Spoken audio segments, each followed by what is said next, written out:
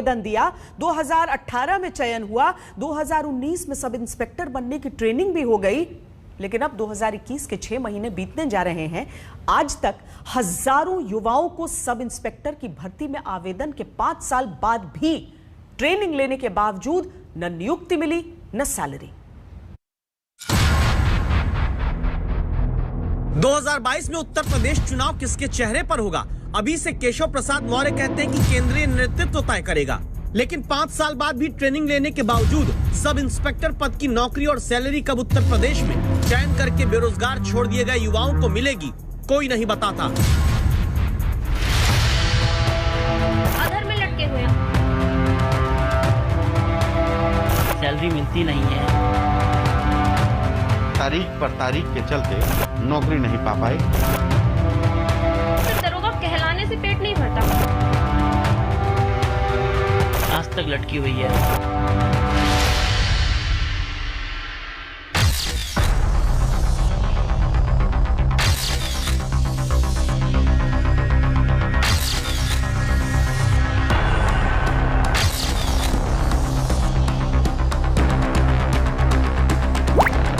जिनके बदन पर जनता की सुरक्षा की वर्दी आने के बाद घर वालों की खुशियों का ठिकाना नहीं था, जिन्होंने अपने बच्चों के पुलिस में नौकरी पाने के वर्षों के सपने पूरे होने पर मंदिरों से मजारों तक, लड्डू से लेकर चादर तक चढ़वाई थी, अब रोजगार की वो वर्दी सरकारी कछुआ चाल के कारण बेरोजगारी का ठप्पा लिए दीवार पर टंगी है। और जिन आंखों में बेटे के सब इंस्पेक्टर बन जाने पर खुशी के आंसू थे, अब वहाँ दुख की नदियां पलकों के किनारे तोड़कर बहती हैं। इस कहानी को देखकर सोचिए एक बार, मंजरी जैसी बेटी आपकी हो, बेटी सब इंस्पेक्टर की परीक्षा निकालकर ट्रेनिंग पूरी करे, लेकिन ट्रेनिंग करने के 1 साल बाद भी अगर बेटी को वर्दी पहनकर नौकरी पर जाने का अधिकार न मिले, तो चुनकर बेरोजगार छोड़ने वालों पर दस्तक देनी जरूरी है। कैडेट नंबर 162 जून 2019 से जून 2020 के बीच पीटीएस मेरठ में सब इंस्पेक्टर की ट्रेनिंग करने वाली मंजरी की यही पहचान थी। मंजरी ने 1 साल तक सब इंस्पेक्टर की ट्रेनिंग तो पूरी कर ली, लेकिन वो सब इंस्पेक्टर नहीं बन पाई। मंजरी जैसे तमाम और भी इनके साथी हैं, जो आज भी कोर्ट के लगातार तारीख पर तारीख के चलते नौकरी नहीं पा पाए, ज्वाइनिंग नहीं मिल पाई। आंखें मिलाना मुश्किल हो जाता है अपने ही घर वालों से, जहां समाज के 4 लोग एक उम्र के बाद ये पूछने लगते हैं कि क्या हुआ आपके बेटे बेटी का, कहीं नौकरी लगी कि नहीं। मंजरी के घर वालों ने गर्व से कहा था, हाँ हमारी बेटी सब इंस्पेक्टर बनने जा रही है। मंजरी ने ट्रेनिंग पूरी की, लेकिन रोजगार मिलने पर जो हाथ खुल जाने थे, वो आज तक बेरोजगारी के ठप्पे के साथ बंधे हुए हैं। अधर में लटके हुए हैं। अगर रिजल्ट आ जाता है, एक बार ऑर्डर जारी हो जाए, हम हारते हैं जीतते हैं कुछ भी होता है, कम से कम हम आगे के लिए देख सकते हैं। जैसे ये भर्ती चली जा रही है, हम ओवर एज हो चुके हैं, अब ना प्राइवेट नौकरी करने के कहीं लायक रह रहे हैं। वो कहते हैं कि तुम दरोगा बन गए हो। अरे आपको क्या है मैडम, आपको क्या परेशानी, आप तो दरोगा हो, आज नहीं कल नौकरी मिलेगी। लेकिन सिर्फ दरोगा कहलाने से पेट नहीं भरता। मंजरी जैसे हजारों नौजवानों के पेट पर बेरोजगारी का दर्द देने वालों की जिम्मेदार है वो व्यवस्था जो समय से भर्ती तक पूरी नहीं कर पाती। 2016 में हजारों नौजवानों ने उत्तर प्रदेश में सब इंस्पेक्टर भर्ती के लिए आवेदन किया था। जुलाई 2017 में लिखित परीक्षा हुई थी, लेकिन पर्चा लीक हो गया, परीक्षा रद्द हो गई। 5 महीने बाद जाकर दिसंबर 2017 में दोबारा लिखित परीक्षा कराई गई। फरवरी 2019 में रिजल्ट आया। परिणाम पर सवाल उठाते कुछ नौजवान हाईकोर्ट गए।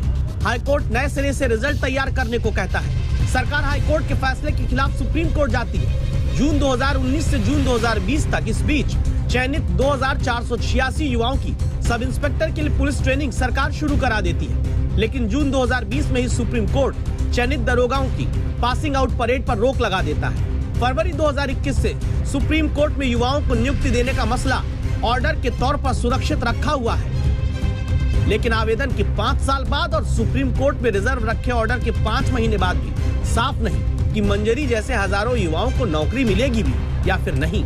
आरोप है कि जिम्मेदार है वो सरकारी अकर्मण्यता जो अदालत में 5 महीने से रिजर्व रखे ऑर्डर को जल्द सुनाने की पैरवी भी दम से नहीं कर पाती। मंशा तो थी कि हाँ हमें ज्वाइनिंग दिलाई जाए, लेकिन उस मंशा को पूरी करने के लिए जो मनोबल चाहिए वो उसने पूरी पैरवी सही तरीके से नहीं हुई। पैरवी में ढिलाई हुई, जैसे कि ये था कि किसी डेट पर पहुंच रहे हैं, किसी डेट पर नहीं पहुंच रहे हैं, तो इस सब का जो प्रभाव था वो हमारी जो है भर्ती पे पड़ा। सरकारी विभाग ही रोजगार दिलाने की पैरवी नहीं करता तो जिस वर्दी को पहनकर रोजगार मिलने वाला था वो वर्दी अब यूं ही तय करते रह जाते हैं आशीष यादव, जिसकी सिलवटें इनके भविष्य पर पड़ी हैं। आशीष आईटी फर्म में काम करते थे। सब इंस्पेक्टर के लिए चयन हुआ तो आईटी वाली नौकरी छोड़ दी थी, लेकिन अब न आईटी फर्म के रहे न पुलिस विभाग के। मेरा सिलेक्शन हो गया तो मैंने उस जॉब को क्विट कर दिया और मैंने इसको ज्वाइन कर लिया। अब मैं वापस उस नौकरी को ज्वाइन नहीं कर सकता क्योंकि मैं वहाँ से क्विट करके आया हूँ। अब लोगों को पता ही नहीं मैं कितनी दिनों में वापस जाऊँगा नहीं जाऊँगा। अब मुझे कोई अपनी वापस नौकरी में रखना नहीं चाहता है और इस समय कोरोना के बाद से हालत वैसे भी गंभीर है तो कोई रखना ही नहीं चाहता। यही कारण है कि जब इन नौजवानों के साथ होते अन्याय के खिलाफ दस्तक देने आज तक संवाददाता संतोष कुमार पहुंचते हैं तो आशीष के सिलेक्शन पर खुश होने वाली मां अब चयन करके भी बेरोजगार छोड़ दिए गए बेटे को देखकर रो पड़ती है।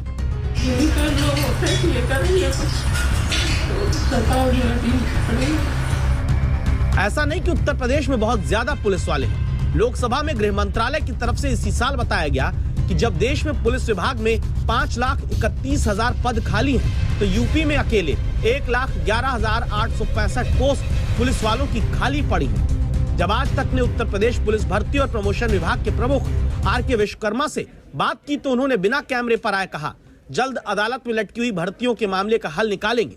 तो सवाल उठता है कि जो तेजी सरकार बनाने और गिराने में देश में देखी जाती है, वही पूर्ति क्यों नहीं युवाओं की अटकी हुई नौकरियों को दिलाने में दिखाई जाती है। संतोष कुमार, लखनऊ, आज तक। संभव है कि आपके घर में कोई बेटा बेटी बेरोजगार न हो तो आपको लगे ऐसी खबरों से आप पर फर्क नहीं पड़ता।